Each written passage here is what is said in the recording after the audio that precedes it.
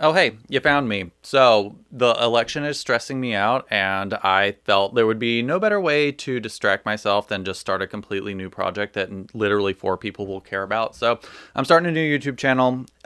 Be sure to subscribe because I'm not going to do this if nobody subscribes. So, anyway, yeah, I'm doing a Q&A. I just took a bunch of questions from Instagram and Discord, and I'm going to read them basically in the order I got them, skipping the ones that are not safe for work because apparently there are a couple of minors here, and there's some questions that I got that I definitely would not say in front of a 16-year-old. So, yeah, we'll just tear into it. Like I said, no politics today because I'm going to try my best to just make some content to distract all of ourselves in the coming weeks because I feel like America is a dumpster fire right now. And every time I open up TikTok, I just like want to go jump off a cliff. So here we go. Speaking of 16-year-olds, life advice for a 16-year-old guy. Well, yeah, it's been a long time since I was 16, but I would say the most important thing I think I've learned over my years is to really just be true to exactly. I mean, this is going to sound so like freaking corny, but like you just want to stay true to yourself. I think what you will find throughout your life, no matter what your gender is or anything, is that you're going to have a lot of expectations from other people, whether it's peers, parents, society, all of that stuff. And you really need to get good at figuring out what it is that feels right for you. Now, that said, I guess I'm supposed to, as an adult, say things like stay off drugs and, all of that stuff. But really, at the end of the day, I think all of that stuff. I think it's important to be a good person and not cause harm to those around you, whether you like them or not. And at the end of the day, really figure out your moral compass. Your parents will probably hate me for saying this, but you really do need to figure out what is right in this world and what's not. And a lot of times, you might have schools or churches or other authority figures in your life that are telling you, that things should be a certain way. And if you feel in your heart that that's incorrect, it's always good to question those things. That said, you are 16 years old, so there are certain things that you just have to suffer through as a 16-year-old because being 16 does kind of suck for most people, I have to say. And if that's the case, if you find that like you just feel like life is really crummy right now and you don't have a lot of control, just know that that's gonna, I mean, as they say, it gets better. So yeah, I would say that's the thing. Like if you just got to figure out what's right for you, and you have to find those things internally. And it doesn't mean you can't look to other people for inspiration, but in terms of like politics, religion, what you want to do with your life, all of these things that so many people take for granted, I think it's important to question those things because I know as a not straight person, I figured that out early on in my life. So, I knew that I was different from a very, very early age. And I just found that like there were certain adults around me that were basically telling me lies about how the world worked and making me feel a certain way. And now that I am an adult, like I definitely feel like basically everything should be questioned. Again, that's not to say like go out and rob a convenience store. Again, it's very important to have a good, strong moral compass that comes from within so that you are good at figuring out what's right and wrong.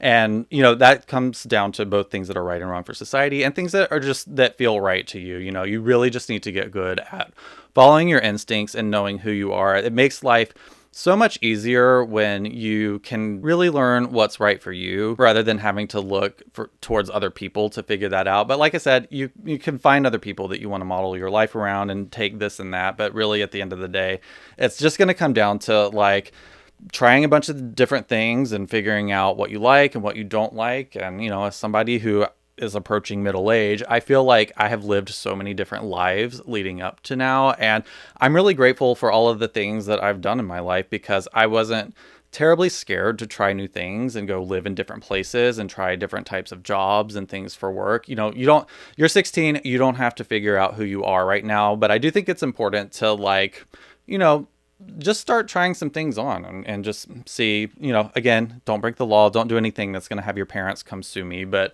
yeah, at the end of the day, it's really about just figuring out who you are and what's important to you, and really following that stuff. Because like I said, the older you get, the more you're going to see that you're going to have adults telling you all different sorts of conflicting things.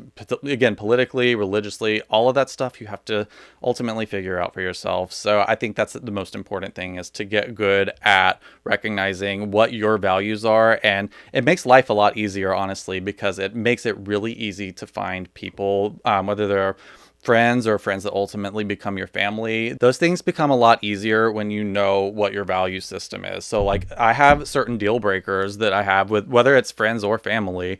If a certain person believes a certain thing or says, like, I have family members that I think say and do racist things, and I don't associate with them because I don't think that they're good people. And, you get to make those decisions for yourself as you get older. So yeah, the better you know who you are, the sooner. And it will change. Again, things will change as you age as well. Like, who I was at 16 is not exactly who I am now. And that's okay. I think it's an important thing to be able to grow and be wrong about things. But yeah, at the end of the day, I feel like my life in a lot of ways is a lot easier because I have a really strong, I think, moral compass. And there are a lot of things that I just know that are deal breakers for me with relationships. And I've gotten really good at knowing who to spend time with and who not to spend time with based on that other person's character. And again, that's just a skill you develop as you get older. And again, I think this also comes down to like learning what success really is. I think so many people will tell you that success means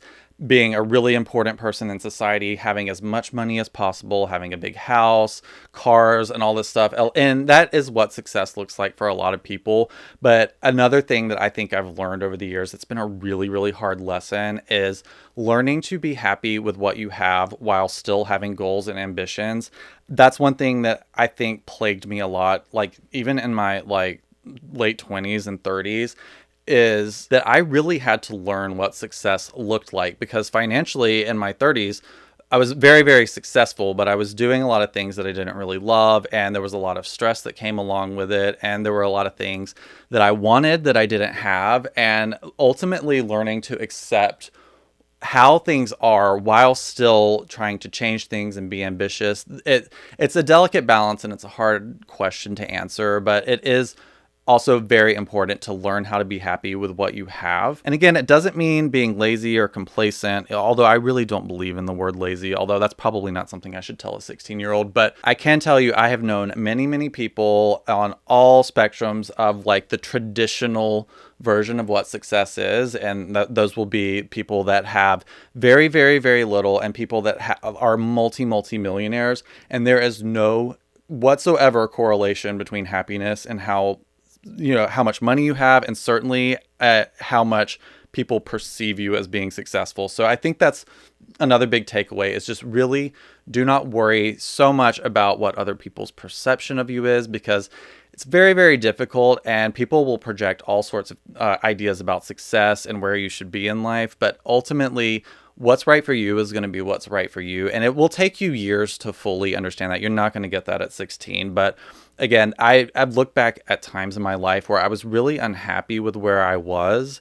And a lot of it had to do with what society expected of me and what even my parents expected of me. And I just have really realized how much stress and anxiety I had over things that I couldn't really fully control. But at the end of the day, I could have been a lot happier if I just did not worry about where I thought I was supposed to be, especially when it comes to the opinions of other people based on where they thought I should be at the time. You really just have to figure out how to be happy with what you have. And if you feel like it's not enough, because you need to have your needs met, so I'm not saying just like go live out in the woods. For most people, that's not a viable way to live and be happy. But it is really important not to go through life saying, once I get this car, I will be happy. Once I live in a house that's this size, I'll be happy. Once I own my house, I'll be happy. Like, you can't place the conditions of being happy on, like, especially the things you have, but where you are in life. Everybody's journey is going to be different, and you might have everything you ever wanted in your 20s, and then you can lose it all, and your 30s might be, a really difficult decade. So it's just really important to learn how to not take life too seriously and not worry about what other people expect of you. But again, I know you're 16. Please try and do well in school if you're in school, because, those things will help you get through life, being able to show up and do things and be reliable and responsible. Those things make your life easier. I know, like, going and being like, what am I ever going to do with trigonometry in my life? It's really not so much about like having all of that stuff memorized. It's more about being able to make commitments, show up, deliver, and learning how to deal with the ultimate responsibilities. Again, life isn't 100% fun all of the time, no matter who you are. So yeah, I guess that is also my spiel, is to try and do as best as you can in school, because I know, like, especially if you're somebody that's like, feels like they're a little bit different from the rest of society, you can kind of feel like, oh, what's the point in any of this? But there is value in being able to show up and commit and complete a task. So yeah, I don't know. I don't feel qualified to advise 16-year-olds, but I just did. So yeah, that's my best life advice. I'll come in like later if I think of anything else while I'm editing this and interject, and that goes with any other questions. So anyway, moving on. How's the house search going? So for those of you that don't know, we recently moved to North Carolina from Oregon, and it has been a very big transition, like in ways that I didn't expect. Like, I knew that it was going to be different than Oregon. Obviously, I grew up in North Carolina, and I grew up in a very rural part of North Carolina as well. So I knew kind of what to expect, but they're just, again, there are always things that you don't expect in any situation. And I did not realize how stressful it was going to be when we got here, because the house we ended up living in needed way more work than we thought it was going to. Like, without completely trauma dumping on everybody, just a quick, brief update for anybody that doesn't know me super well. I have OCD, basically, and I don't deal well with germs. So, which is weird. And I know it's selective, because anyway, I won't get into it. It's irrational. And sometimes, like, I can deal with it fine, and other times I can't. But the house that we moved into basically was really, really, really, really dirty. And I basically, like, more or less had a mental breakdown when we moved in here, because it was so bad. That kind of like lets you know a little bit where we're at mentally. And then on top of that, my dog, who was 17 at the time, was sick, and we ultimately ended up saying goodbye back in May, so that's been about not even 6 months ago. It's been almost 6 months ago. That was incredibly difficult for me, and it's been something that I haven't really even been able to talk about much, especially on camera, because it's just I still get really upset about it. But yeah, that was a lot for me to deal with. And even though I obviously knew it was coming, he was 17 and he was like a 50-something pound dog. He lived way longer than anybody ever expected, and he had a really good life. And we're really grateful for all of that, but it still doesn't make it hard when when you're going through all of that. So it's been really difficult. The first like 3 months were like impossible, especially like as it was all kind of happening. So this is all to get back to the house search, that like we've been incredibly distracted, and I've like the last 12 months have probably been some of, if not the hardest years of my life. And it's been really, I mean, to be perfectly frank, like it's been really hard to show up on YouTube. I've had to film on days where I haven't felt like it, because I've felt like I've just had so many headaches and migraines, and it's been a really, really difficult 12 months. And it only feels like it's been recently when where I felt like I've actually been able to work at a normal capacity. So that being said, we haven't been actively looking for a new place to live. We've basically worked out that we're going to try and stay here for one more year, because financially this is a good situation for us living here. I've been basically trying to work out being a content creator for a living, which sounds insane to do at my age, but I really enjoy it. And this kind of goes back to what I was saying earlier, is that's what makes me the most happy. So that's what I'm going to pursue doing, while making a bunch of sacrifices to make that happen. And then ultimately, if it doesn't work out, fine, I'll know that I gave it my best. But yeah, so we're going to be in this house probably for another year, if I had to guess.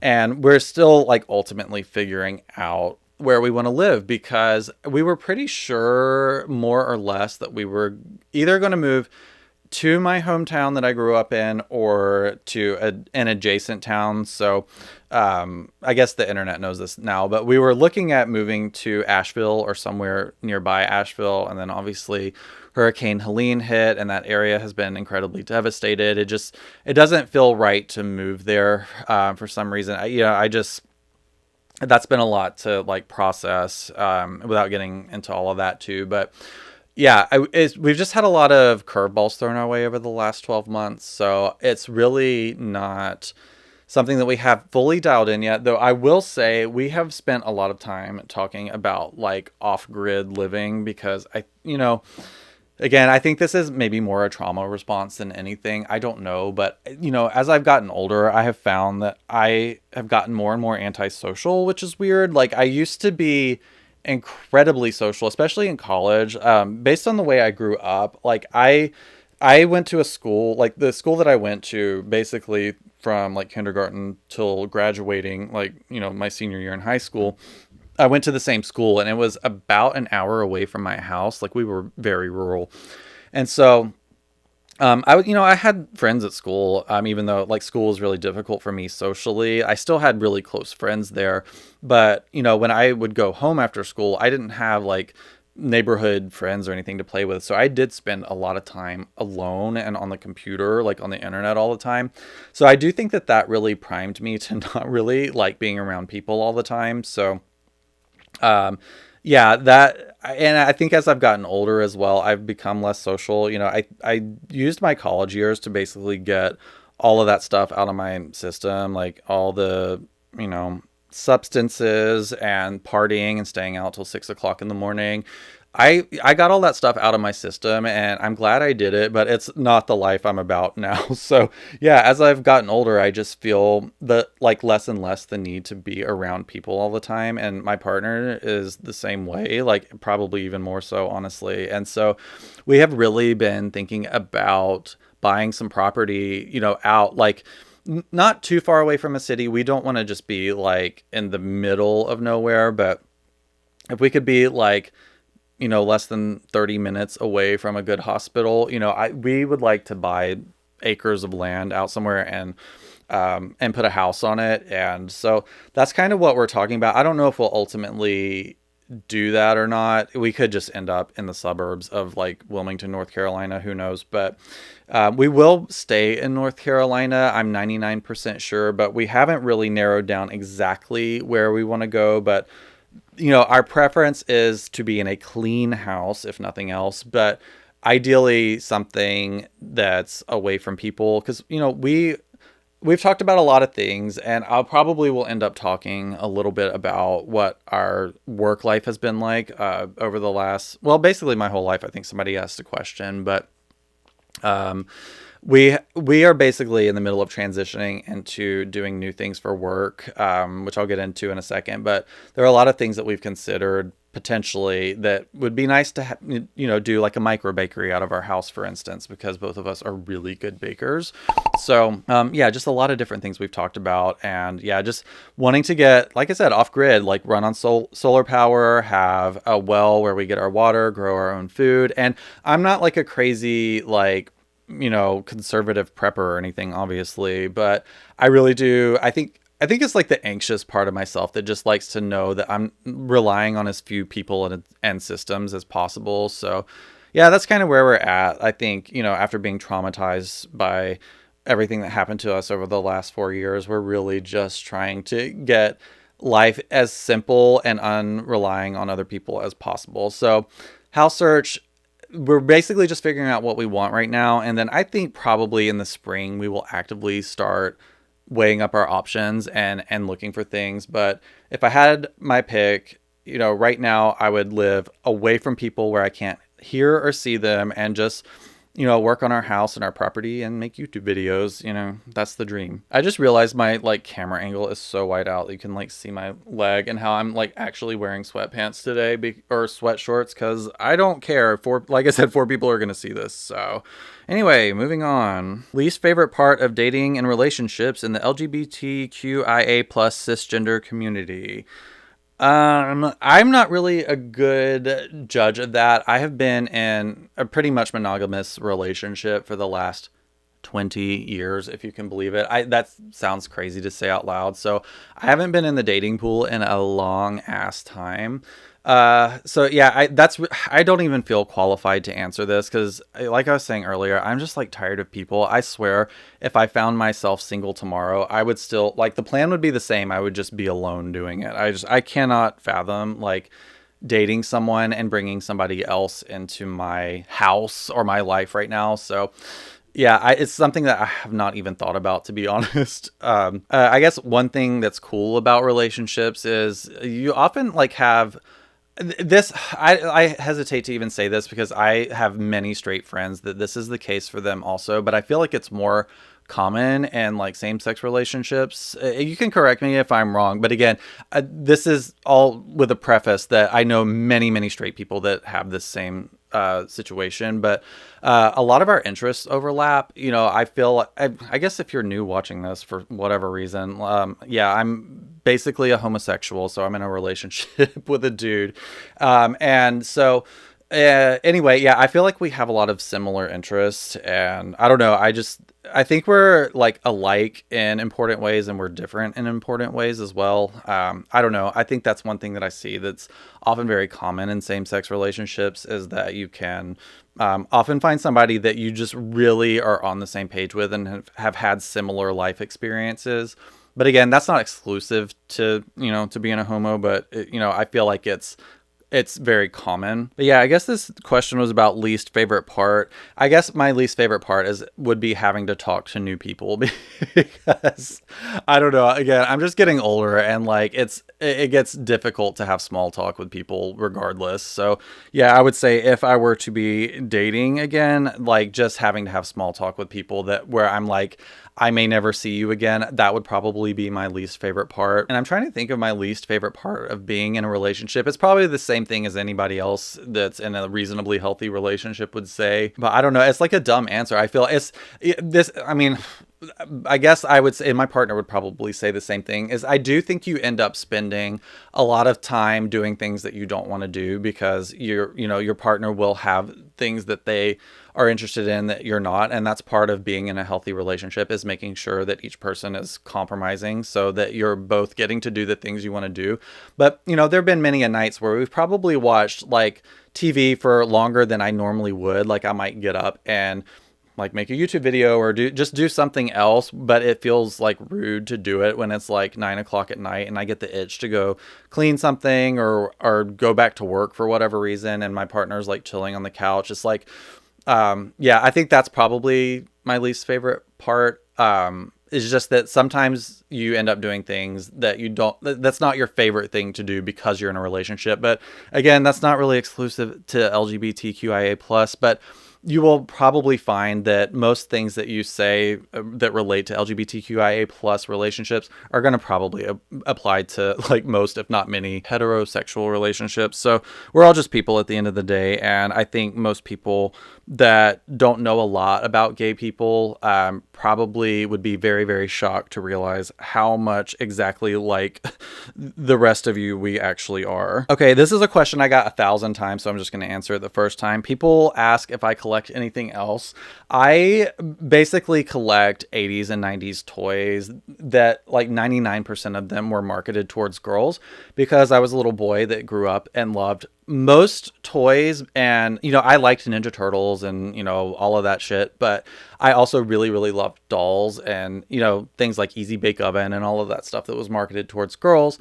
And I never really got to experience it. So that was kind of my COVID hobby, was basically indulging in my, early onset midlife crisis and buying all of the shit that I just really, really wanted as a little boy that I was shamed out of asking for ultimately and never got to experience. So that's kind of been, my main hobby is collecting all of the stuff that I was denied as a child, which I think, is kind of a common story for many of us. But that hobby is so incredibly time and money consuming. I don't have time or I don't have resources to collect anything else. I've collected things all throughout my life. I was really big into Beanie Babies. That was a very, very big thing for me in the 90s. It definitely passed the age that it was considered normal by other people. But again, I think I've just always had this compass of really wanting to do what was right for me and what I enjoyed. So, I was in like 7th grade and I had a gigantic Beanie Baby collection because I loved them and it made me happy to go to stores and, you know, seek out the ones I didn't have and buy them. So yeah, everything from Beanie Babies, business cards, like designer, like vinyl toys, which I probably will touch on in a second. I've collected things all throughout my life, but right now I'm just on a tear trying to buy all the shit I wanted as a child, but was denied. Favorite 90s gymnast. Okay, this one's really tough because I have an answer for you could ask me on any day and it'll be different. I feel like Dominique Moceanu has to be my pick because she was the one I loved the most when I was a kid. Like in 1996, like, I mean, I was obsessed with the Magnificent Seven, the women's gymnastics team from, you know, the Atlanta 1996 Olympics. So I had that VHS tape, which actually, if you could see here, it's right there. I watched it every night before bed for like a year. Hang on, let me take a sip from the old Stanley Cup.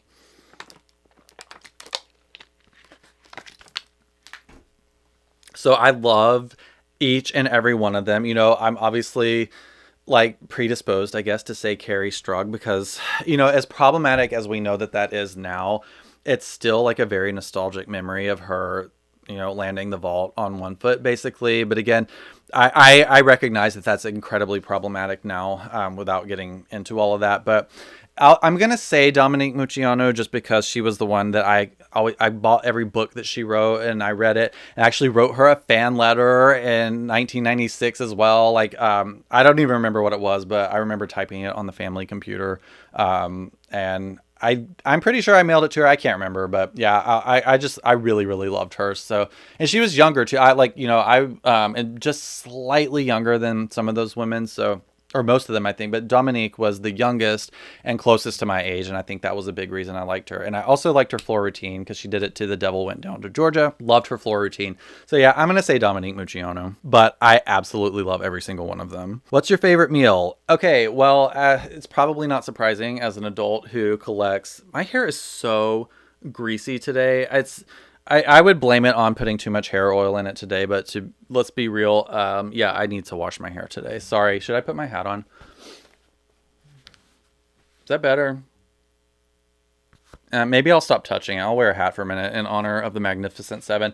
Favorite meal. As someone who collects toys, you may be shocked to know that my favorite meal is chicken fingers and French fries. Yeah, I mean, I don't have like aphid or anything. I think I'm pretty good about like not being a super picky eater, but I just really, really fucking love chicken fingers and French fries with honey mustard and sweet tea.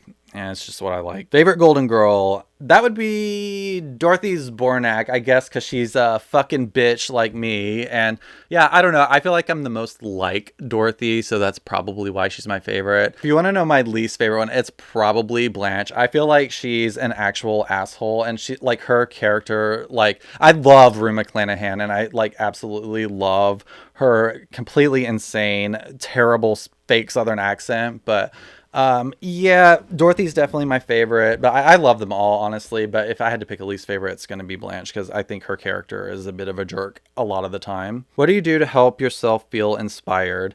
That's not really a great question for me lately, because I feel like I'm like kind of in a groove, and I feel like things are just coming to me naturally. But I will say whatever it is that I'm working on, because I feel like I'm a fairly creative person. I like making things, but one common thread of it, I think that, you know, that ties through everything is I generally will look for inspiration outside of the thing that I'm doing. So, for instance, if I'm making YouTube videos in a specific niche, like about American Girl dolls, for instance, I don't look at other American Girl doll channels to come up with that content. I will be looking at other channels that I watch in completely different niches and pull things from, you know, that I like that they're doing. And, you know, and I've been that way with art as well. Like, I always kind of look to what other people are doing in other spaces to see if it can give me some ideas to bring something new and different to the space that I'm in. So I'm not just making the same thing that 10 other people have made, you know, and it's going to be different depending on the situation, whether I'm making a video or whatever.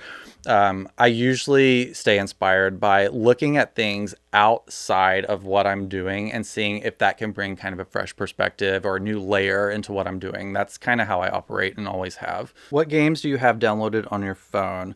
All right, so I don't really game on my phone. I actually like retro gaming, so I play a lot of stuff from like Nintendo, Super Nintendo, and Sega Genesis. And there's one more that I can't remember. Oh, Nintendo 64.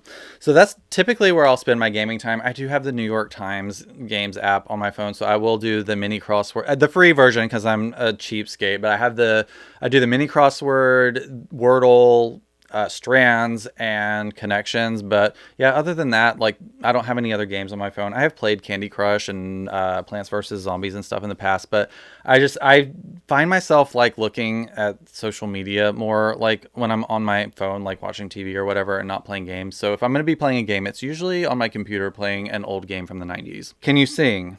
Or sing well? I just want to love someone who calls me baby. You can kiss a. Does that answer your question? Do you like antiques? Yes, I love antiques, actually. I used to hate them, weirdly enough, but it's because my parents were really into them. So I spent many a weekend in my childhood in antique malls in Hendersonville, North Carolina, and just basically being a complete asshole with my little brother running around and probably breaking things and screaming. But I used to hate it. And now, like, and then, when I was younger, like in my 20s, I was like really into more like modern architecture and modern interior design because it just felt different to me than like what I grew up with, and I just felt like I was more my own person by being into it. But definitely as I've gotten older and really kind of leaned into my own interior design style, don't judge me, like this is all like throwaway hand-me-down furniture in this room, so this isn't like what I normally like to decorate with. But yes, I actually quite love antiques. I really love old furniture and like basically like updated traditional interior design. So I am a millennial, so I do obviously appreciate a black and white and gray color scheme, but it obviously got way overdone by, what are those people's names? I cannot fucking stand them. The Fixer Upper, the Modern Farmhouse people, I think that they might actually be terrible people. I won't get into it, but they basically ruined monochromatic, like grayscale interior design for those of us that were actually into it before they got their TV show. So I've really kind of like pulled back from that just because I associate those kinds of things with the Modern Farmhouse live, laugh, love aesthetic. But yeah, I've really come around on loving like antiques and traditional interior design. And while I normally tend to still like things grayscale, in our next house, I want to like try and be a little bit better and actually have some color in it. But yeah, I do love like updated, modern, masculine, traditional interior design. I don't know how to describe that. Maybe I'll find a picture and you can see what it is I actually like. What do you do for fun? What's fun? I don't have fun anymore.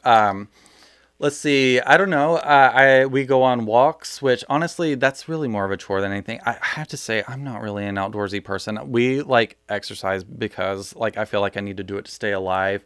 I do like baking. That's something that I really love to do. I love baking like cakes and all of that. So I'm really a dessert person. I have a humongous sweet tooth. And I got really, really good at baking when we moved to the suburbs after living in San Francisco. So we had all sorts of amazing bakeries when we lived in San Francisco. And then we moved to the suburbs of Portland in 2009. And there was literally nothing. So to have good baked goods, we had to learn how to bake them. So we learned how to bake bread, cakes, cookies, croissants, learned how to make our own ice cream. Like we could open a pretty kick-ass bakery, which like I said, I think I'm kind of like a little bit longing to open a micro bakery in my home, but not this house because we would never pass the inspection. Because like I said, we basically live in a crack den right now. So anyway, so I do love baking for fun. I actually like playing guitar for fun. I love, I've been I don't want to say I'm a musician because that makes it sound like I've been in a bunch of bands and toured and stuff. I've just always loved making and playing music. So I picked up the guitar when I was, I think, whatever age 5th grade is. I want to say like 9 or 10 years old. And I've played guitar pretty much every day my entire life since then. We won't say how many years that is. It's a lot. It's decades. So that's one thing I do love to do for fun is to play and write music that you will never hear because I do it again completely for fun. I don't do it for other people to hear it, but it is something that I do enjoy quite a bit. What's your Enneagram number? Okay, I had to look this up, but I was like in bed last night and I had nothing else to do. So I looked it up and it was just this quiz you take to figure out your personality type. Apparently my number is 6, and I think it's basically that you are very anxious and you like to be prepared for things. But I don't know if you're that interested in it. You can like look up what all that stuff means. But I read like the brief results of it. I didn't think it was like perfectly accurate. But if you want to know the number I got, just like answering the questions, it was a number 6. Please share about the graphic design field. I've always been interested in pursuing it as a career. Okay, this is a question that's a little hard to answer because I went to school for graphic design. If you didn't know, I have a 4-year degree in graphic design from ages ago, and I've been doing graphic design for a long ass time. Basically, as soon as honestly, I want to say since the 90s, I started making web pages as soon as we got the internet. Once I figured out how to make web pages, I was like hooked on the internet forever, like making fan pages and all kinds of things like that. So basically since like 1997, I've been doing graphic design one way or another, but obviously didn't start really like getting some, I will say, decent chops when I was in high school and the software was starting to get better. So I just really, really, really enjoyed making websites. And that's basically, why I chose graphic design as a field to get into college. Now you have to remember, I don't care if you know how fucking old I am. I'm turning 40 in 2 weeks, but, I graduated high school in 2003, and that's the same year that I started college. So you got to remember, this was like 21 years ago when I picked this as a field. So I'm not really a good person to advise on whether that's like the best thing to do or not. And if I am perfectly frank, if school is something that is going to be financially difficult to pay, like if you have to pull out student loans, or if it's a financial burden to go to college, I would say going to college for graphic design is probably not a good option. I would cut to like half of this audience being people in school for graphic design. It's not like the best thing in the world to spend a bunch of money on. It definitely has its perks, and you will start out ahead of the game because you have a safe space to fail, and there are going to be a lot of shortcuts, and I would assume the teaching in it is a lot more efficient in it now than it was when I was there. But graphic design is one of those things that you can do without like an actual education in. So unless you have parents that just, or you specifically have a ton of money, that it's not really a big financial burden to go to college, I think it would be okay to do that. But for me personally, I think just getting some hands-on experience, just trying things out, like it's a very, very, very cutthroat field to be in these days, especially now that we have, we'll call it AI, but AI and this kind of stuff has been around for even longer. But AI, what we are calling AI now, where people can just punch in prompts into a computer and spit out things like logos and stuff, it is going to be a very, very tough field. And to just be like, I'm a graphic designer and I'm going to take on freelance graphic design projects, that's really, in my opinion, not how you are going to be able to function as a graphic designer at a capacity that you feel like you're going to be fulfilled and have enough to live off of. Again, this is just personal opinion. I am grateful that I have the skills that I have in graphic design, because they have helped me in so many other areas of running a business and doing things like starting a YouTube channel. So it's been incredibly valuable for me to have those skills. But I don't even consider it an option if everything falls apart to just go get a graphic design job, because like you can like sign up on Fiverr and like try to do freelance graphic design services, but like you are going to be in competition with people that live in countries that have a way, way, way lower like average daily expense. So we're talking people that can live on fractions of what the average American can live off of in terms of money. So those people can do those jobs for a lot cheaper just because of because of all of that stuff. I'm not getting into it, but the competition is very, very, very high in graphic design. So I would say do not take a huge risk by just jumping into doing graphic design. But I think it's an incredible, very valuable skill to have, especially because it just opens up so many doors and saves you so much time and money when doing things. Is like knowing how to use Photoshop, or even Adobe Illustrator is another good skill to have. But so much of that software, you can pick up how to use the software very easily. There's tutorials all over the internet that will help you kind of quickly learn the software.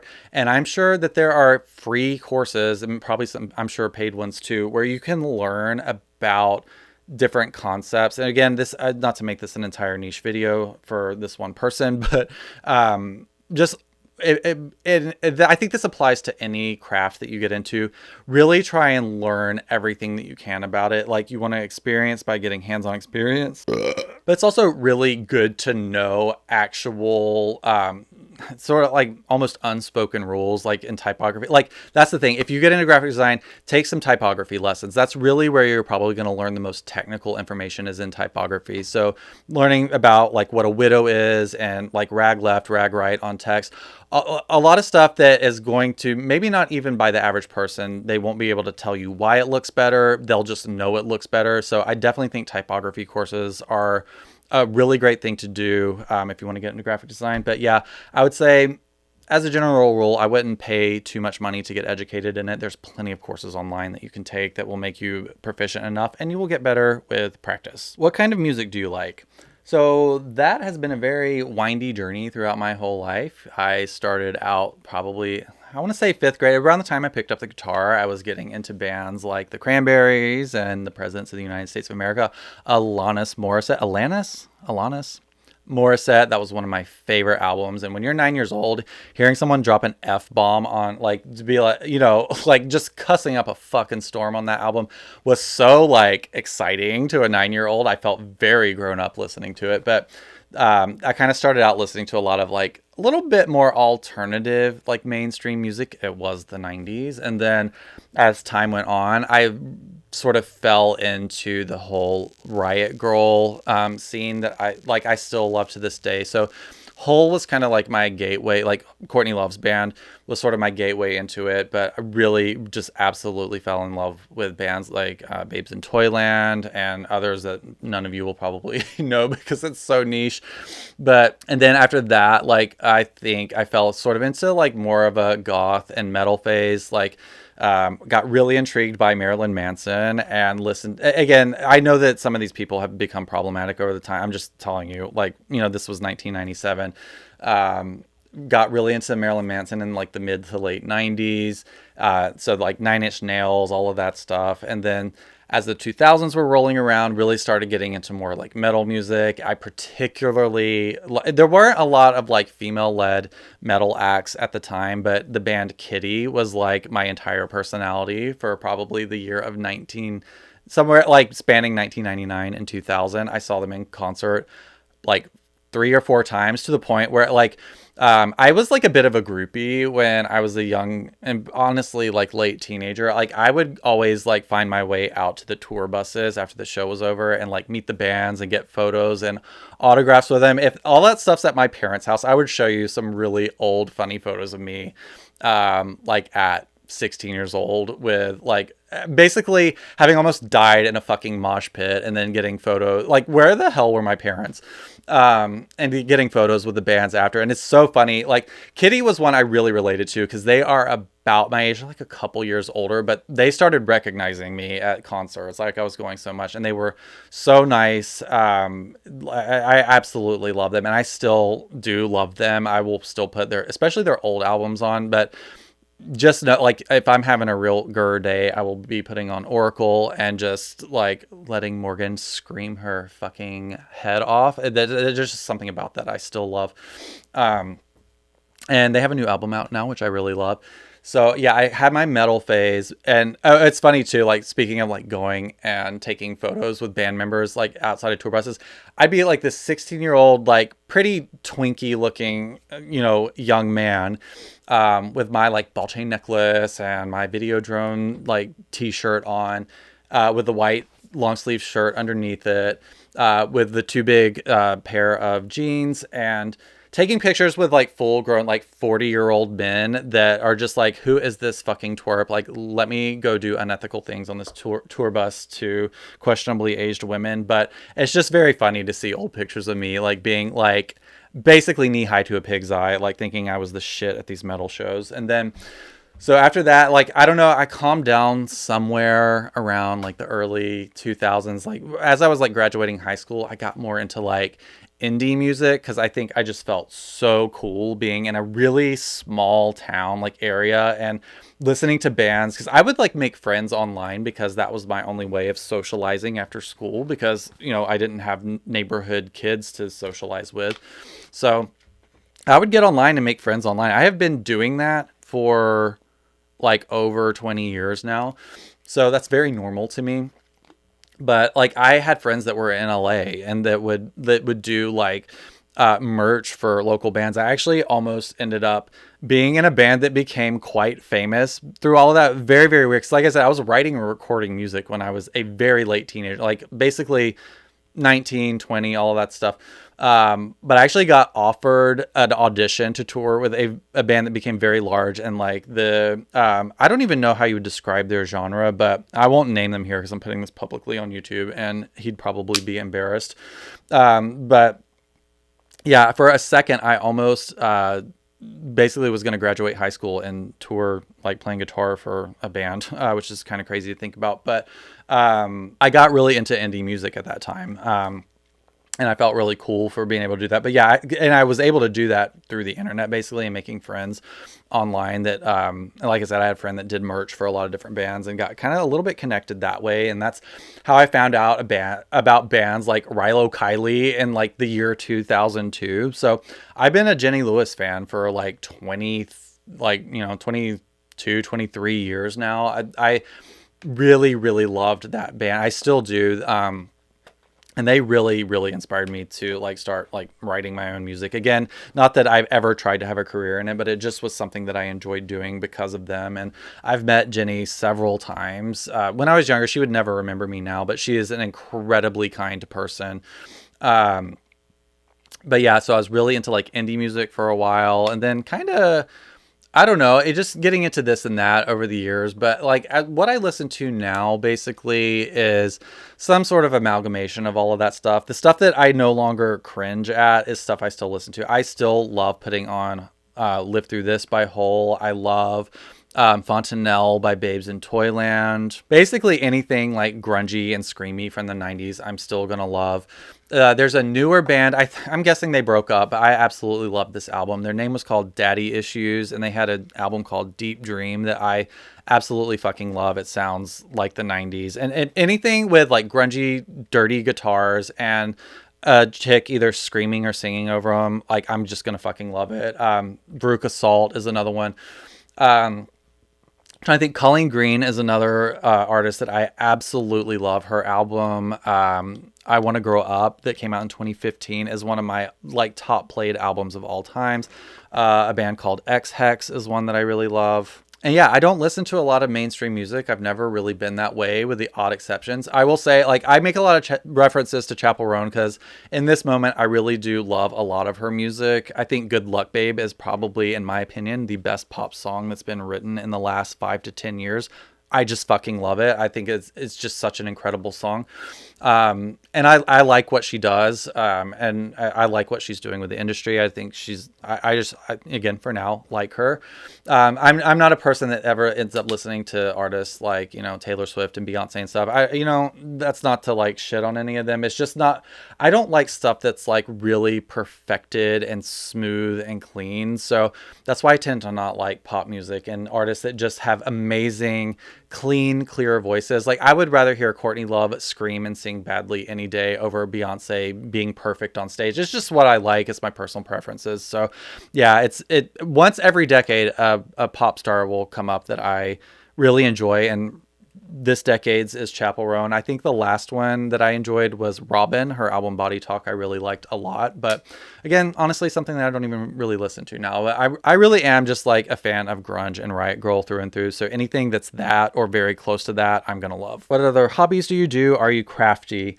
I would say I'm crafty. I'm always I'm always making something. So I would consider myself very crafty. I used to watch those craft shows from like back in the 90s. You remember like Aleen's, and I'm sure there was some other ones, but They would just do these like really terrible crafts on TV. I loved watching those. Those were like my comfort shows when I was a kid, is turning on one of those, like watching them make quilts and I don't know, like just glue sequins onto a picture frame. I fucking loved that shit, and I still do, honestly. All right, so one of my friends asked me to talk about my art life, and your message got cut off, by the way. So I'm gonna answer this in the way that I think you want me to answer it, but. So as I said, I got a degree in graphic design. So I was in school for 4 years learning all of that. And we ended up doing a project where we had to design packaging. Like, this is fictional, like it's schoolwork. So these are all like fictional hypothetical projects. So we basically were tasked with the idea, or with the project of taking a toy and designing the packaging for it. And that was our project for that week or whatever. And I really, really took to that. Like, it like awakened something inside of me. It was something about, like, obviously I'm a very nostalgic person. I really like, that's like my drug these days, is just unlocking memories from my childhood. I don't know what's going on with me. It's probably just midlife, but that really spoke to me in my early 20s. And I really, really, really enjoyed that. And that sent me basically on the path down of learning about the community that we, at least at the time, we called them like artist toys, designer vinyl. It was basically like vinyl toys for like adults in a very like platonic way. But basically artists that were designing 3D characters that were basically sold as toys. And sadly, I've gotten rid of almost all of the ones that I used to collect these. I've gotten rid of just about all of them. I have a very select few, but that's ultimately what I ended up falling into for a career right out of college. So I ended up just really falling into that community, and I started learning, like getting better at drawing and illustrating and designing characters and developing my own personal style that I really liked. Because at the time, again, I have not really checked in with any of this stuff in over a decade, so I don't know what things are like now, but at the time it was something that we called lowbrow art. So, and lowbrow doesn't necessarily mean that the art itself is technically bad, but lowbrow just basically meant art without trying to make any big, political or just any sort of statement or meaning behind it. It was just art for art's sake.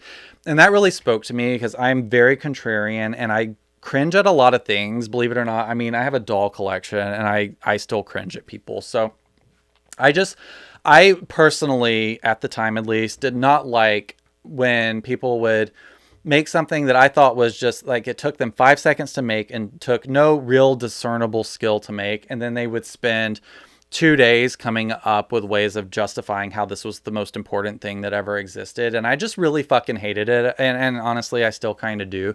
I'm not saying that, Pollock and all of those artists are insignificant. That's different. When it's the first person to do it, it's meaningful. But, decades later, if you're just trying to like troll people, I think it's different. So I just had a real problem with that kind of art at the time.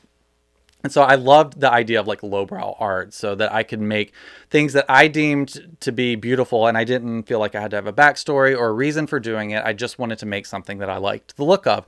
And I really enjoyed character design because I've always been in touch with my childhood side. I've always loved cartoons and bright colors and characters and things like that. So I really fell into character design, which was paired with toy design. So I basically just inserted myself in that community and basically figured out, like, I started out by like customizing other people's toys. I think probably there are two big names that I think are still around that some of you may recognize, like Kid Robot and Super 7 are two of the companies that I think both still exist that were kind of on the bigger side. But I would like buy toys from those companies and do custom paint jobs and stuff on them. And I started selling them, and my work kind of developed a following. And you got to remember, this was before social media. This is still like 2006, 2007. So like before like everybody had Twitter.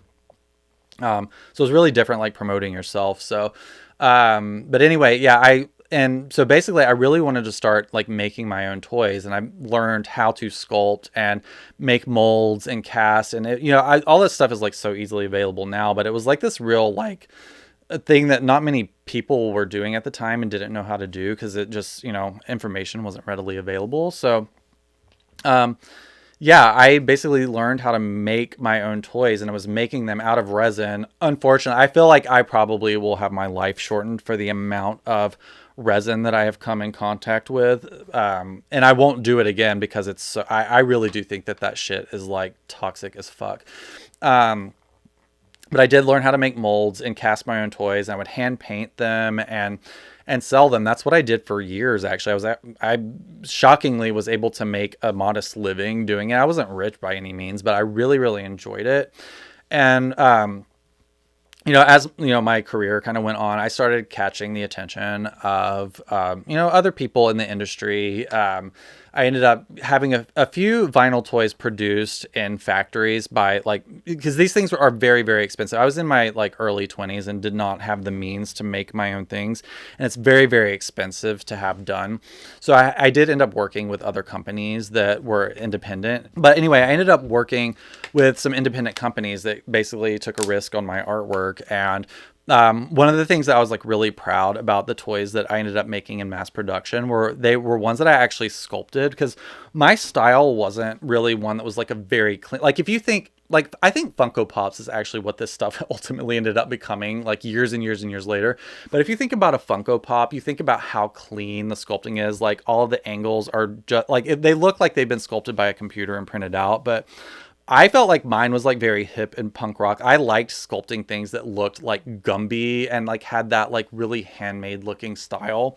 And yeah, I just like things that were really hand drawn and again, same as my taste in music. I just like things that are really messy and imperfect. So that's what my style was, and it was really interesting because again, I wasn't certainly not the first, but not many people were sculpt or artists were sculpting their own sculpts and having toys made, collector toys made out of them. And so it was really fun to be able to do that and actually sculpt something literally in my house, sculpt it out of clay and obviously refine it and then have it sent to factories and then produced by the thousands. It was a very cool thing to do, in my mind at least.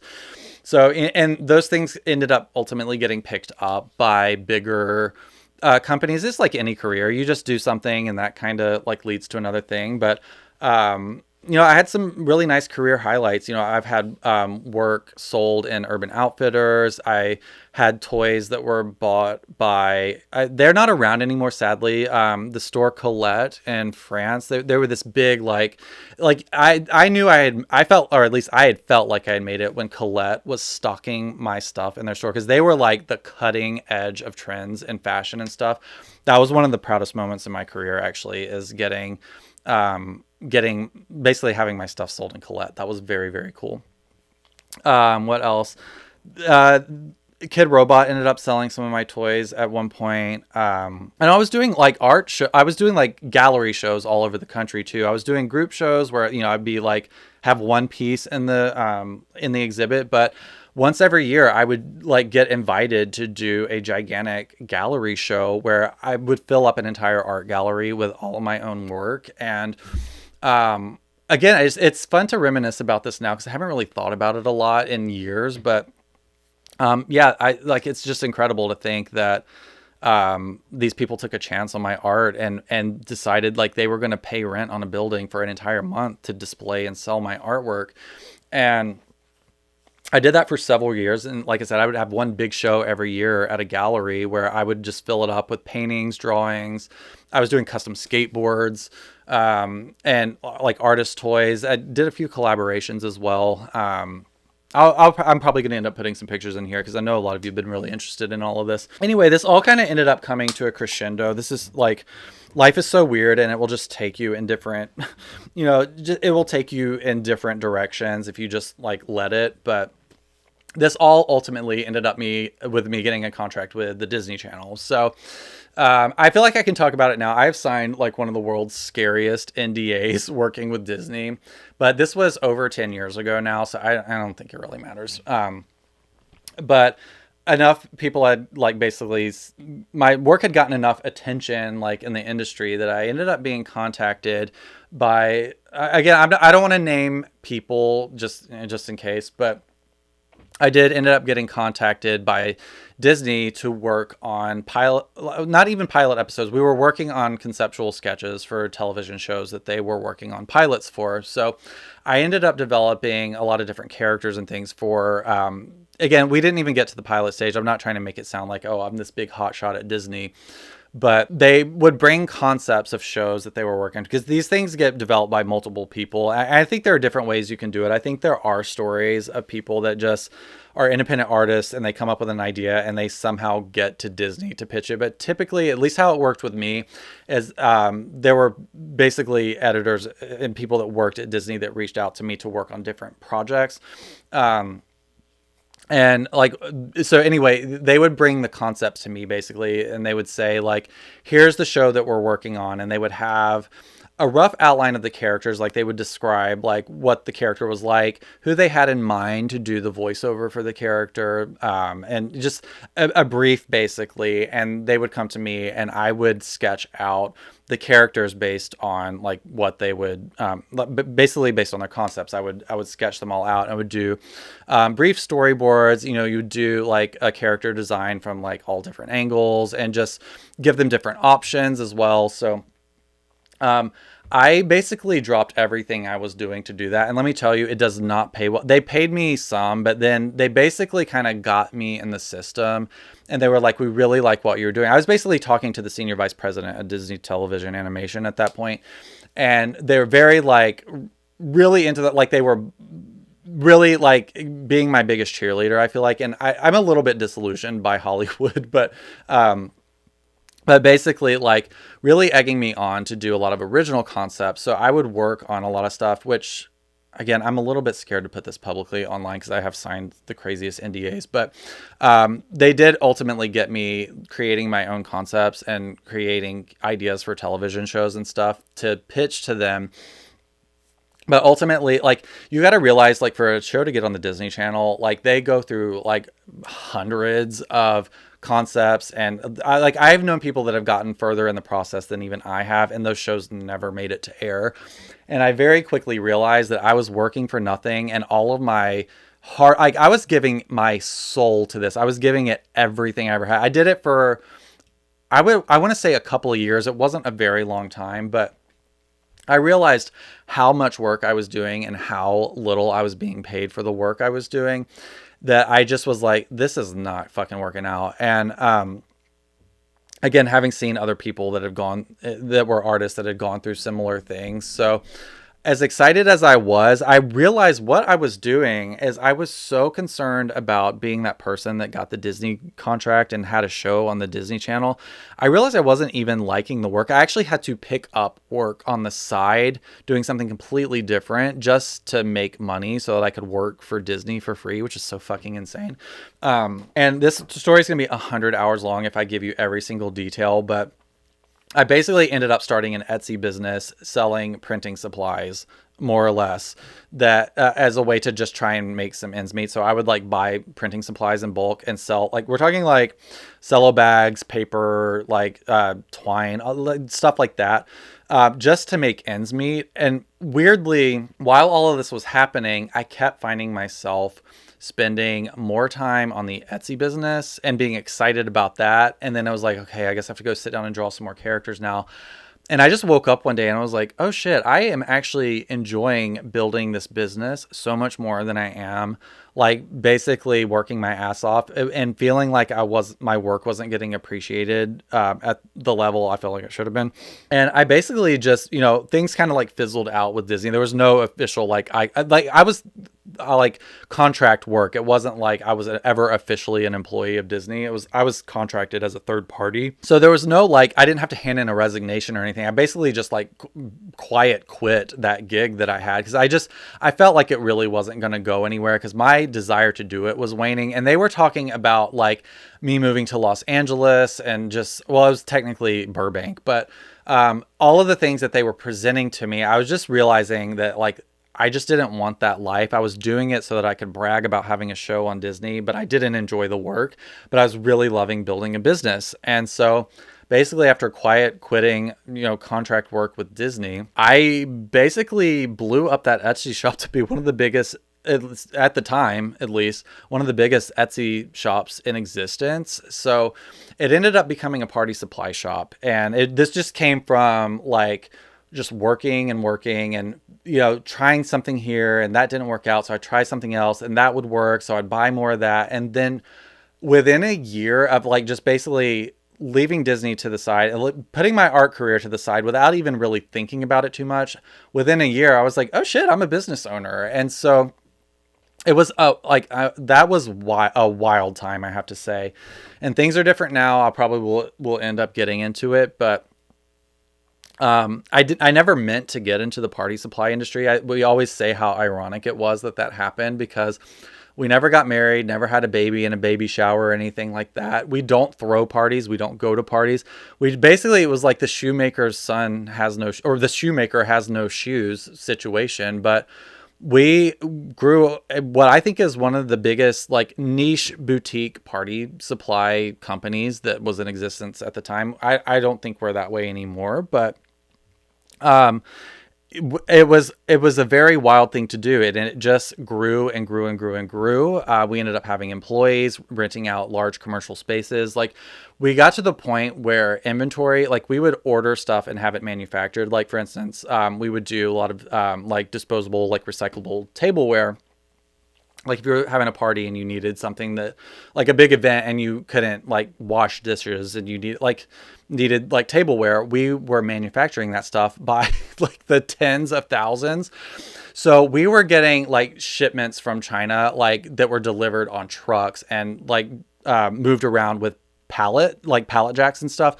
So we're talking like, again, not at the scale of Target, but for like a small business, we were fucking killing it. Like, I mean, between the years of like 2015 and 2020, we had a very, very thriving business, to the point where it's like, I would wake up every day and be like, I cannot believe this is my life. I cannot believe how well this is doing. It was really like, I was very, very proud of what we had accomplished at the time because it was so exciting to work on a big business. So that's ultimately how I ended up falling out of like being an artist. Is I fell down the rabbit hole of building like as big of a business as I felt like I could. And again, I'm not going to get into numbers. I don't think that that's important, but it was more money than I thought that I would ever see like in a year, some years.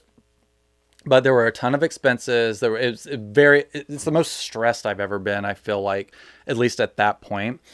But yeah, we built like a fairly large party supply business and I was incredibly proud of it, or at least most things. I feel like we ran a really good business.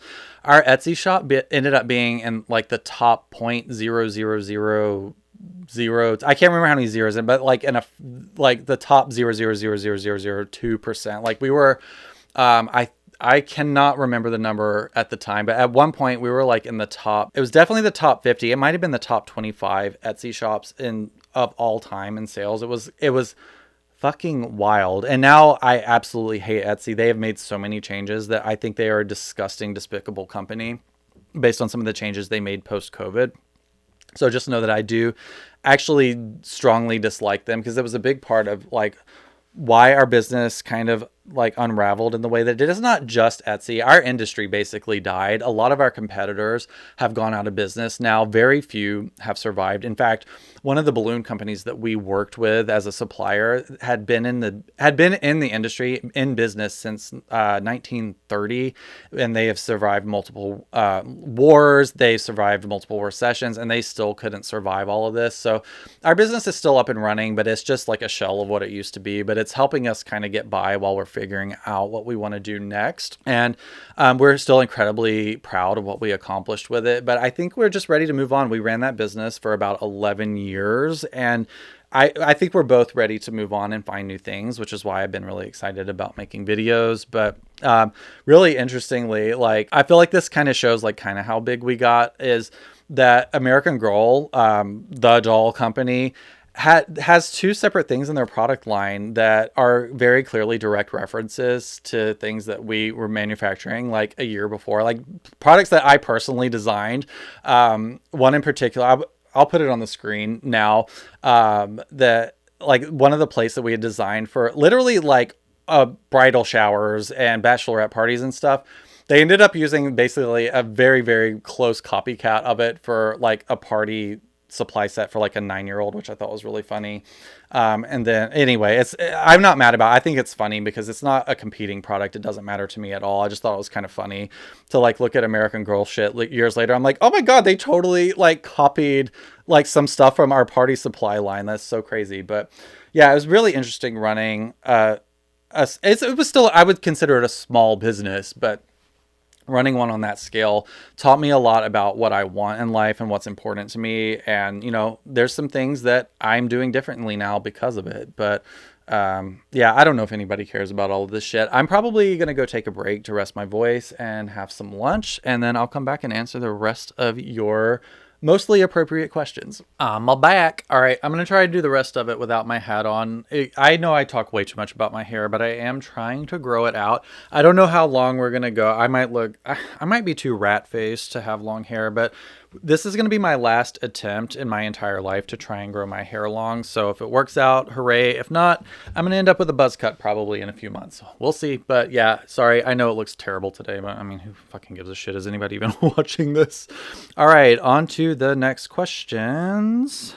What are your other hobbies keeping you sane right now? Literally none. Again, we're just in survival mode right now. I'm enjoying making my YouTube videos and all of that shit. But yeah, I really, other than my like 80s and 90s toy collection, I don't really have any other hobbies right now. Okay, this person asked what music I listen to, and they asked for my favorite album. So I know we talked about music already, but maybe I'll give you my top albums like in soft, medium, and hard. So we'll like, if you want like soft and it's like a little bit, you know, if say for instance you're somebody that likes Taylor Swift and just like stuff you can vibe to, I'm gonna say Rilo Kiley, The Execution of All Things. I would say maybe in soft, that might be my top one. Medium, if you like a little bit of edge, I'm gonna say Live Through This by Hole. I know it's like not everybody's favorite answer that loves like that type of music, but Live Through This is such a good album. And then hard, if you're just having a bad day and you want to hear somebody just fucking scream, Oracle by Kitty is a really good album. Do your friends and family know about your YouTube channel?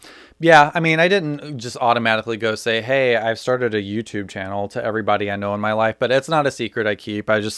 I don't like keeping secrets. I had a very big secret I was keeping for like 20 years of my life from at least my parents. But I mean, nobody asked, but I did start coming out in high school. Like my friends as early as like, I think the age of 15, I want to say knew. It's been a long time.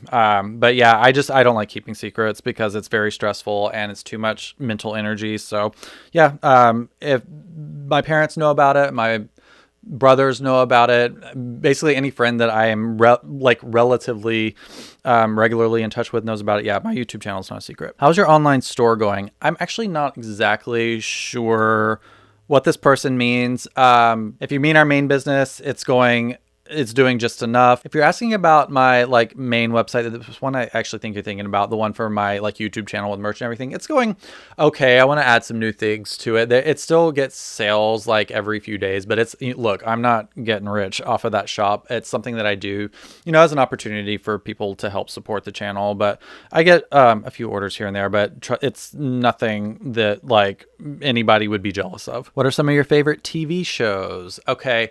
So we like church in our household is RuPaul's Drag Race fried chicken night on Saturdays. So we always go get fried chicken and like just take out, usually like Zaxby's. That's my favorite. And I'm so glad we're near a Zaxby's now. But we will get fried chicken and eat that and watch RuPaul's Drag Race. That's been a tradition in our household for a long time. The meal has changed a little bit over the years. When we lived in Portland, we would get nicer food, but we live like in a really just kind of whatever little town in the South now. But yeah, we would always go get our favorite meal and sit down and watch Drag Race the day after it airs, because we just buy it on iTunes or whatever. So Drag Race I have to include as a favorite TV show. A recent one, I haven't seen season 2, so please no spoilers, but I really enjoyed season 1 of Hacks, if we're talking about TV shows that are like kind of new and like sort of current. I have to say I'm not really a movies person. And I really do prefer TV shows, but we are prone to like just rewatching old sitcoms. My favorite type of TV is stuff that's like really campy and funny. And, shows like The New Adventures of Old Christine is one of my absolute favorite shows of all time. Will and Grace is a staple in this household. Golden Girls. We're currently cycling through Golden Girls again in this house, but we watch Golden Girls like once a year. I'm trying to think of ones that are like a little less common just because I feel like some people like to use these as recommendations. Don't Trust the Bee and Apartment 23 is one of my all-time favorite television shows. I'm so pissed that they weren't on the air that long, but that is, if you like camp and snark, you will fucking love Don't Trust the Bitch in Apartment 23. That was, I think, one of the best shows on television, especially season 1. I really like Suburgatory. If you like similar shows to that, I feel like if you're watching this, give Suburgatory a go. I think it's pretty funny. Again, very snarky. I don't know. I'm trying to think. If I can think of anything else I really love, I'll just list it on the screen below if I can think of it. But yeah, those are a few of my favorites. But I'm not really enjoying a lot of new TV shows lately, I have to say. We're just rewatching a bunch of old stuff and playing video games. Favorite Drag Race season and why? I don't really have a favorite one. I really have more of like a favorite era. And I think that's just because the show like felt really new and exciting at the time. So like, between season 4 and 8, I think are probably my favorites. If I had to say, they're the ones I've watched the most times, and a lot of my favorite queens came out from those eras. So yeah, I'm gonna say like seasons 4 through 8. Without, I just don't think I can pick one off the top of my head. I probably would get them mixed up anyways. I haven't seen them in a long time. Favorite Twilight movie. I can't remember the name of it. It's the one where Kristen Stewart plays Princess Diana. Do you read a lot? If so, what? I read the internet. Does it count if I like read comment sections on like TikTok videos? Because that's about all the reading I do. Now, that said, I would read a lot more, I think, if I didn't get migraines from reading, but I have to limit the time that I spend reading fine text. And a lot of that time ends up getting put into emails, unfortunately, and text messages and stuff. So it's very, very stressful on my eyes to read text. And I often get aura migraines that put me in bed for at least a day. So I don't read as much as I used to, but back in the day, honestly, like again, just a different time, a different life. I used to like read a lot of stuff about like business building and stuff, but I mean, that's so fucking boring. Like I would never read that kind of stuff now, but I've never really been into like fiction. I was always like into reading like autobiographies or biographies and things like that. I don't know. I like stuff that is like real and tangible. I don't so much like fiction, but I mean, there's a place for both, obviously, but I feel like there's always like a subtext of like, do you like Harry Potter? And I'm not a Harry Potter fan. Favorite high school memory? Boy, that was a long time ago, and it's really hard to pick one specific one. I mean, I could probably go through and just pick out little things, but it's really, I think, more just the overall vibe of having friends and getting your driver's license and being able to just go, like, just do your own thing. Like, you could be out, like, being in the car, driving around, wherever our parents were, I don't fucking know, but being in the car, driving around at midnight, 1 o'clock in the morning, just going and getting into shit. And like, I wasn't a terrible teenager, but I don't know. I was troubled in my own ways. So, yeah, I don't know. Every once in a while I don't know. I feel like there's at least one 16-year-old watching this. I don't want to give too many details to say that this is okay, but yeah, there were a few things that I did that I probably would not recommend 16-year-olds to do now. But yeah, overall, just having friends and getting some independence where I felt like I could get out and start developing my own personality, doing things in my own time, like going to concerts. And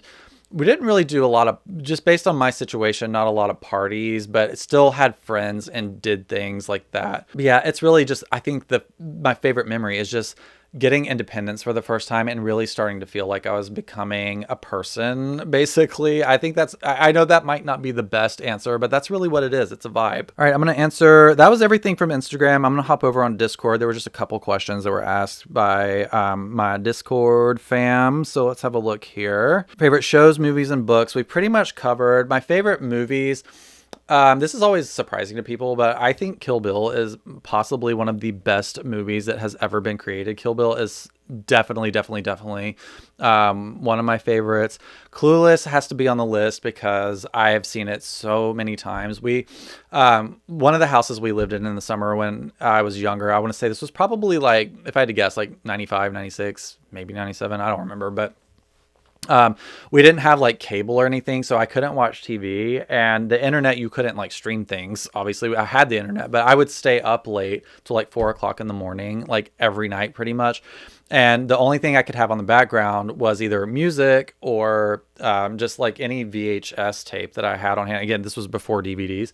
And I had the Clueless VHS that I had gotten for Christmas one year. And I watched that freaking movie every single night for months. So there was a point in time where I could recite that movie from start to finish. Like, it was crazy. So that has to go on the list. Like I said, I'm not a big movie person. I actually even hesitate to say this because this movie is problematic. And it was problematic at the time too. But Drop Dead Gorgeous, the parts of it that aren't fucked up is actually one of my favorite movies of all time. I would actually love it if maybe there is a version of it where they've kind of cut, like, that movie has some racist and ableist shit in it. It's like, and it's not funny. That movie was made, I think, in the I think it was late 90s. And it does have some problems with it. And, at that time, like, we just excused that kind of stuff, and it's not right. I hate that was the thing that we went through, but, so it was never anything that we would really laugh at. I think I was old enough at the time to know it was like so fucked up to make those kinds of jokes. But everything outside of the really fucked up parts of that movie, I really, really loved. Again, it's just so campy.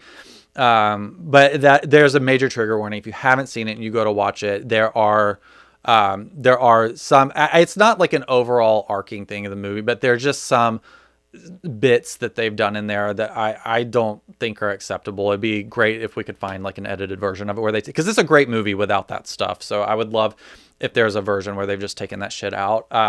Another movie I really love is Jawbreaker. I haven't seen it in a while, but I mean, you kind of get the vibe like that. I just love 90s, especially like late 90s movies. I really love them. Especially because Jawbreaker had the Donnas in it, another one of my favorite bands. Another thing, just because we're doing like a 4-hour long video, maybe I can get this channel monetized with one video if I make this one long enough. I used to love horror movies when I was younger. Like, Nightmare on Elm Street was my jam. I loved Child's Play. I really, like, again, when we're talking like teenager and younger, I really love those movies, but I cannot stand watching stuff like that now. I cannot deal with violence and gore and any of that stuff anymore. I think it's because I've just seen that stuff in real life. Through Twitter mainly, but I don't know. When you're younger, it hits differently, but now, like, I just like literally don't even look at the screen if we're watching a movie and there's something particularly violent. It's not like I'm going to pass out or freak out or anything. I just really don't like it. In Mortal Kombat, I used to love playing Mortal Kombat, but I've gotten to where I can play the old ones because it's basically like cartoony, but like the new Mortal Kombat games, I can't even play because it's just like, I don't know. That stuff just hits really differently now. The equipment I use for filming. So, it's changed a little bit here and there. I've been like gradually trying to upgrade things. The main pieces to my setup, which, I mean, it's nice that you even asked that because I feel like my videos never look particularly good because I can't use the lights that I want to use because of my migraines. But I film with a Sony ZV-E10 with the standard stock like kit lens. It's a great camera. I think it cost me about $650, which I think is a great price for what it is. I think it's certainly a better camera than using your iPhone. But if anybody was thinking about starting a YouTube channel, I did my YouTube channel for about a year completely on my iPhone I don't think I had an extra mic either. I had one for doing voiceovers, but my like first YouTube videos for a year were just I'm clearing all the space I could off my iPhone and just filming with that and some lights that we had laying around that were workshop lights. So Sony ZV-E10, I will probably stick with this camera for a while because I think that it's great. I might want to try some new lenses ultimately, but this is fine. We're filming wide angle today. You normally see me a little bit more zoomed in. I feel like my head doesn't look quite right. My head never looks quite right. That's the thing. When you make a YouTube channel, you develop body dysmorphia. It's very weird. I never really thought much about my appearance, but now that I look and listen to myself, like look at and listen to myself all the time, it's just like, God, shut the fuck up, you ugly fucking troll. Like that's just like the reality of it. And, you know, I'm pretty neutral about it at the end of the day, but you just do start really, and people will try and pick at your insecurities. That doesn't bother me. It's funny, like the times I've been made fun of for my teeth have actually just made me not want to fix my teeth. Like I've been wanting to do Invisalign because I've just gotten older, my teeth have gotten crooked. But yeah, people will make a mean comment. I'm like, fuck you, I'm gonna let my teeth be crooked. Anyway, equipment.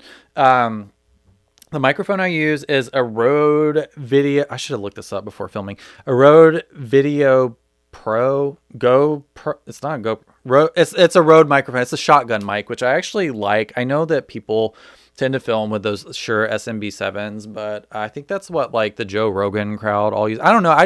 You see somebody with something enough and you're like, I don't want anything to do with that. So I really enjoy this microphone. I think it's good. It was like, I think $100 or cheaper, and I think it gets the job done. Ultimately, I'll invest in something nicer, but for now, this works, and I have a cute little pink cord that I use for it that I really like. It's also Rogue brand, and most of everything else is like generic brand stuff. Again, I like my lighting I used to use before it started really affecting my eyes was just cheap soft boxes off of Amazon.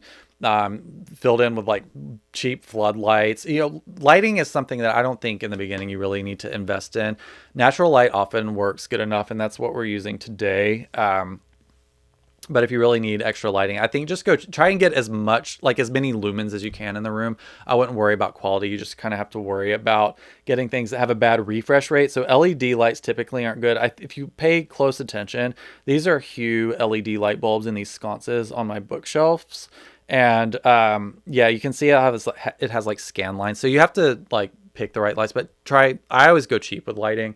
And like my tripod and mic stands and stuff are just shit that I've had. That's not anything particularly good, but that's definitely one thing I learned with YouTube is invest in your audio quality before you invest in anything else, because, and you'll probably agree, like videos that just sound really crunchy and terrible get on people's nerves, and people won't watch a video if the audio's bad. But yeah, the Sony ZV-E10 I do recommend. I will probably try some new lenses, but I'm very happy with that camera. Could you tell us a little about your younger self and what he would think of you today?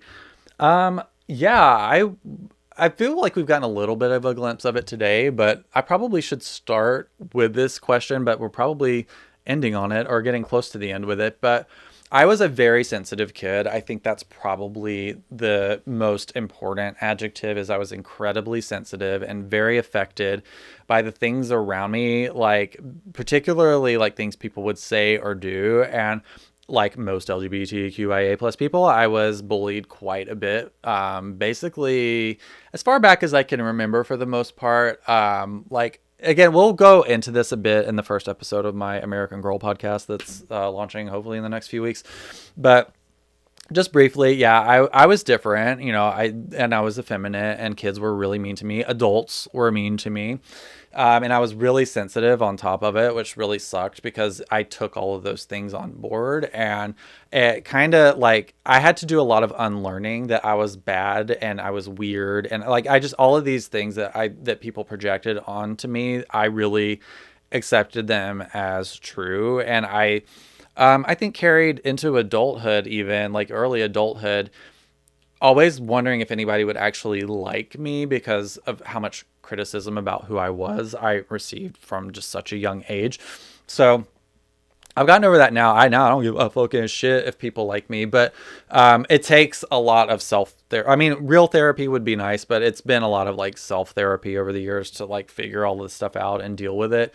But yeah, I was incredibly sensitive. I was really creative. I loved making things. I obviously loved dolls a lot and wasn't allowed to have them, so I tried to figure out how to make them. So I would be trying to make dolls out of everything from like twigs to like trash bags and rubber bands. Those are some of my earliest memories, is trying to make dolls and clothes and things like that.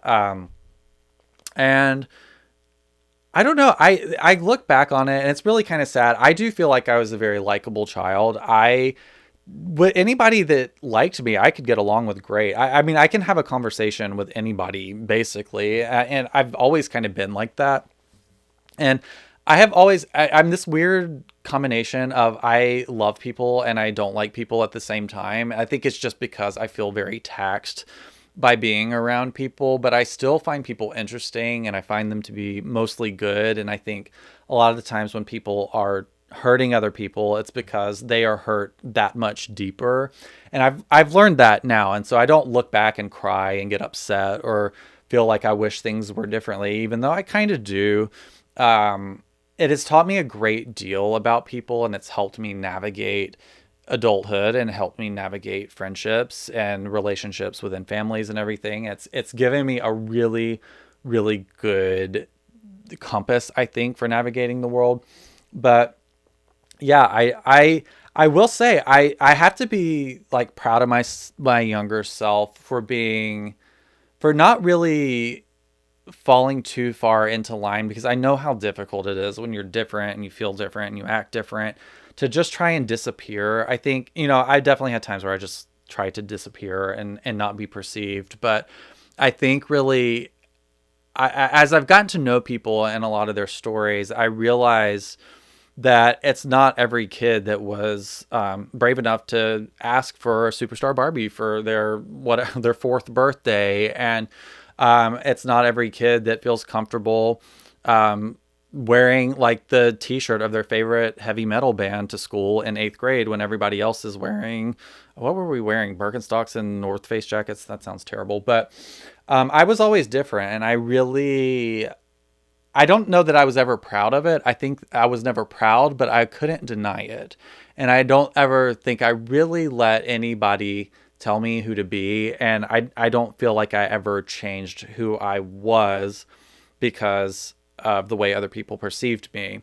It doesn't mean that I was proud of who I was for a long time, but I knew who I was for a long time. And I think that that's been an incredible gift to have my entire life, because like, kind of as I was giving some life advice earlier, it's really just helped me navigate life. And I feel like I figured things out a lot sooner. What was the question? LOL. Yeah, I guess just talking about my younger self. And I think that my younger self would be proud of me today. And I want to preface it with like, I don't think that people should just blindly honor who they were or what they wanted when they were a child, because those things evolve and change ultimately. And I've certainly evolved and changed over many things in my life. But most of you that know me know that we're not getting into politics today because this is our escape from all of this stuff, but I'm a very, very left leaning person, and I have been that way for a long time. I grew up in a rural conservative area, a religious area. Like our county that I grew up in was a dry county. Like you could not buy like liquor by the drink at a restaurant or whatever. It's like, it was very, very conservative.